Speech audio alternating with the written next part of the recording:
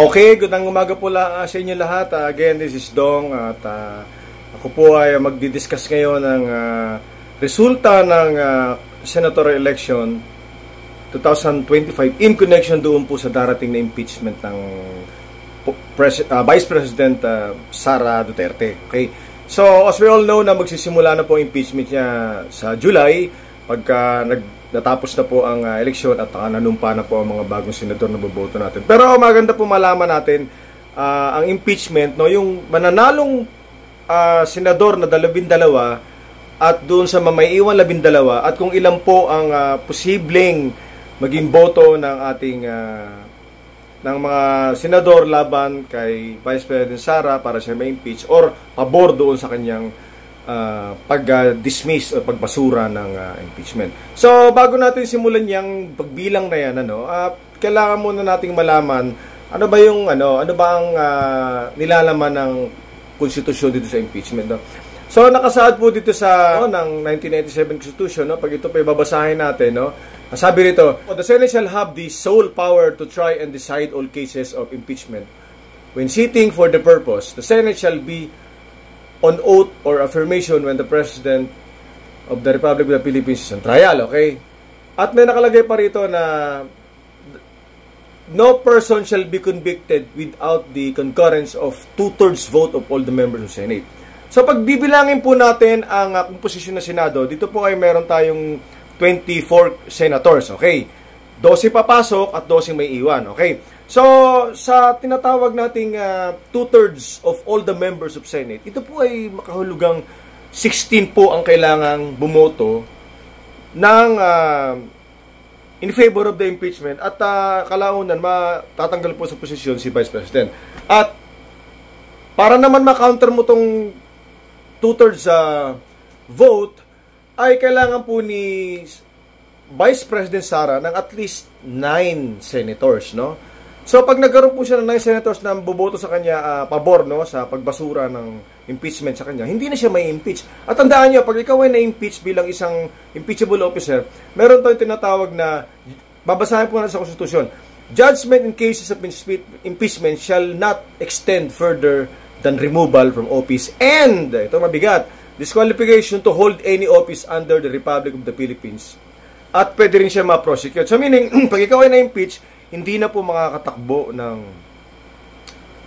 anumang posisyon o hawak ng posisyon ang Vice President Sara Duterte, no? At hindi na rin siya makakatakbo bilang presidente sa darating na eleksyon 3 years from now. Okay. So para makita po natin ang posibleng ma-impeach ba siya o hindi siya ma-impeach, bibilangin po natin ang mga unahin na muna natin ang mga senador, no, na 12 senador na leading sa ating current counting ng COMELEC, no. Dito naman sa ating COMELEC, no, yung tawag na bilang, no, may partial and unofficial result, no, ng nakaraang 2025 election for senators, no. Unang-una, ito leading po si Bongo. Okay? So, ito naman, wala naman tayong kailangan pag-usapan dito na ito naman si Bongo ay talaga nga namang boboto yan para sa pagbasura ng impeachment at boboto siya pabor doon sa in favor, siyempre boboto yan pabor doon kay Vice President Sara. So meron na tayong isa, okay? Kailangan tandaan nyo, kailangan natin 9 senators lang, ha? Okay, dito naman sa number 2 kay Aquino, Bam Aquino, sa akin naman since Bam Aquino ay medyo ang turnout niya ay napaka iba, no? Na pangalawa siya sa current bilang ngayon. Pero sa akin naman, medyo pwedeng bumoto, pwedeng hindi. Alanganin tayo dyan kasi depende yan sa mga darating sitwasyon, no? Pero wag na natin siya isama. So okay naman si De La Rosa. Si Bato naman ay, alam naman natin to, si Bato ay, Senator Bato De La Rosa ay kaalyanso ng dating Pangulong Duterte. At kasama rin to ni Vice President Sara sa kanilang although alam ko hindi sila magkapartido, no, sorry, pero that's the same, talaga naman magkasama yan. So, may pangalawa na siyang boto, okay, na pabor, okay. Susunod na naman si Erwin Tulfo. Ito, si Erwin Tulfo naman ay talaga namang kadikit ito ng administrasyon. So, maaaring hindi na natin siya isama, no? Si Senator Kiko naman, no, panglima sa mga tumatakbo. Ito naman ay medyo pwedeng bumoto, pwedeng hindi kasi alam niyo naman na nasa Partido Liberal to. So, ang Liberal ay medyo hindi kaalyansa ng mga Marcos, no? So, maaaring bumoto, maaaring hindi, pero hindi natin sisama. Pero ang ikaanin natin, si Congressman Marcoleta, ito naman ay ang turnout niya ngayon ay talaga namang kakaiba, no? Pang-anim siya. Ito naman ay alam natin na sa Kongreso, isa sa mga tumatayo, no? Pinagtatanggol ang ating nakaraang Pangulong Duterte. So ito, pasok to. So mayroon tayong tatlo ngayong boboto na para mabasura ang impeachment, no? Ito naman si Senator Ping Lacson, pang-pito, ay medyo sa tingin ko naman ay mukhang pwedeng bumoto, pwedeng hindi, pero wag na natin isama. So iskas na natin siya. Si pang-walo naman, si Senator Tito Soto, no, ay kaalyansa rin ang ating Pangulong BBM, no? So medyo ito papabor to doon sa pagpa-impeach sa akin lang pananaw, no? Ngayon, so wag natin siya isama. Si Pia Cayetano naman sa pangsyam, ito ako naniniwala na ito ay maaring bumoto, maaring hindi. Kasi tandaan niyo, kapatid niya, si Senator Peter Cayetano ay napaka-vocal para dun sa pagpabor sa, laban siya ron sa pagpapadala kay former President Duterte sa Hague, The Hague, no? So, pag ito bumoto si Senator Alan Peter Cayetano na pagbasura ng impeachment, so meaning papasok na rin siya. Pero wag na muna natin isama. Okay, ang ating ika-10 ay si Villar. Ito naman, naalala nyo, although kasama siya sa partido ni President BBM, pero inendorso siya ni Vice President Sara Duterte sa nakaraang eleksyon. So ito, boboto to, no? Boboto to ng pabor sa pagbasura ng impeachment. Ika-11 naman si Lito Lapid. Ako naman ay naniniwala na medyo alanganin siya sa aking pananaw. So maaaring bumoto to sa pagpa-impeach kay Vice President Sara Duterte. Pero ang ating 12, no, na sa race natin, si Senator Amy Marcos, ito naman wala naman kailangan pag-usapan dito. Siya ay na-endorso ng ating Vice President Sara Duterte. So ito, maari siyang bumoto ng pabor sa pagbasura ng impeachment. So meron tayo dito 5, no? Isa-isahin natin, no?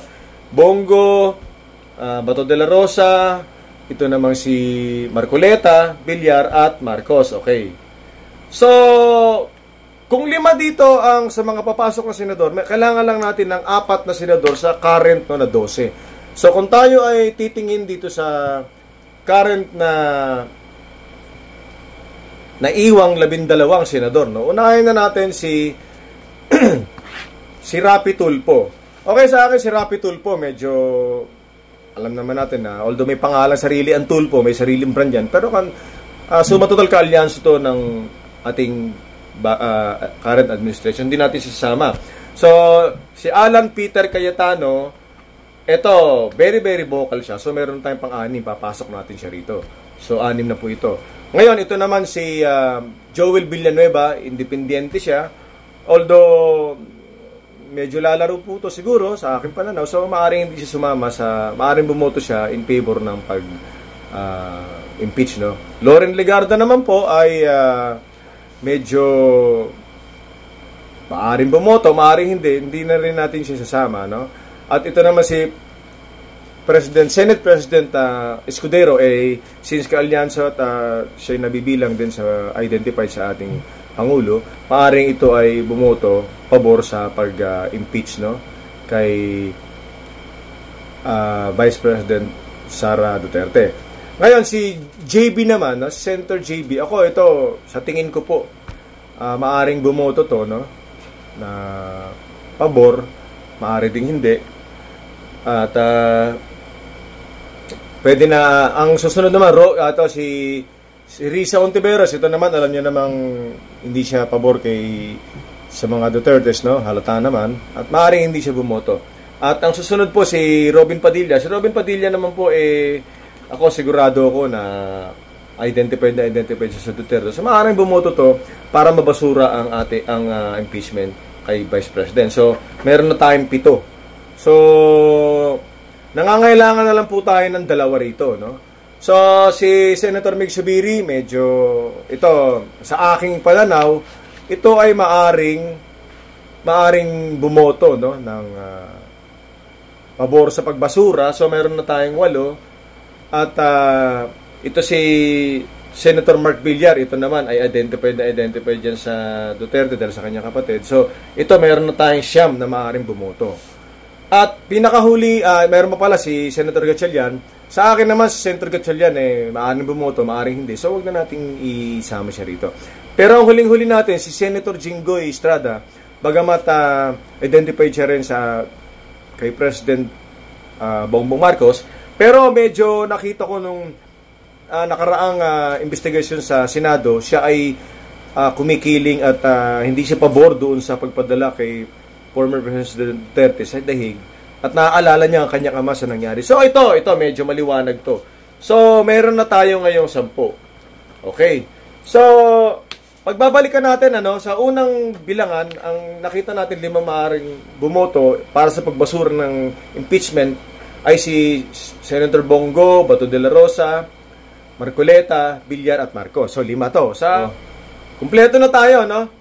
So maaari ito 9 hanggang 10 ang maaring bumoto na mabasura ang impeachment. So tandaan niyo, pagka siya ay na-impeach, si Vice President Sara Duterte, hindi na siya pwedeng tumakbo sa anumang posisyon sa gobyerno. Pero pag hindi siya na-impeach, lalakas ang kanyang tsansya na maaaring tumakbong pagka-presidente sa sunod na eleksyon, no? At siya ay maaaring mailuklok ng sambayan. Sa akin pananaw lang naman, wala ako sinasabing tama ako, no? Pero tandaan niyo po, lahat ng nagawa natin ditong observation na merong 9 hanggang 10, no, na makukontra yung 2/3 vote na 16, no? Kasi 16 para makuha mo yung 24, 8. So sa 8 yan, kulang yon. So kailangan mag-siyam para lang mabasura ang impeachment. So ayun po. So sa nakikita ko po sa darating na impeachment, ang posibilidad na hindi po ma-impeach ang Vice President Sara Duterte. Pero tandaan niyo po, pananaw ko lang po ito. Hindi natin po hawak ang desisyon ng mga senador. At pagdasalan na lang po natin ng ating bansa upang magkaroon po na maayos, matiwasay na proseso ang impeachment darating sa July. At mag-ibabaw po ang katotohanan at kung ano man po ang maging pasya ng mga senador, ay maaari natin sila ipagdasal at magabayan sila ng Panginoong may kapal. No? Maraming salamat po sa mga nakinig at magandang umaga po sa inyong lahat.